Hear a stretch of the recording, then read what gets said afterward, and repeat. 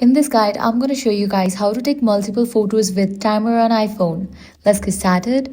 First, launch your camera app. Now click on 6 dots given at the top right. Different options will appear. Now what you want to do is disable the live feature. Now click on the timer option. Choose how long you want the countdown to be, such as 3 seconds, 5 seconds or 10 seconds. After setting the timer, simply tap the shutter button and the countdown will begin. When the timer finishes, your iPhone will automatically take your burst of photos instead of just one. You can then tap on the photo preview or open the Photos app to see the burst, where you will have around 10 photos to choose from. From there, select the photos you want to keep, confirm your selection, and the rest will be removed. This way, you end up with the best shot without retaking the photo multiple times. Just remember to turn off the timer afterwards so it does not stay on for your next photos. And that's it. If this guide helped you out, do not forget to like, share, and subscribe.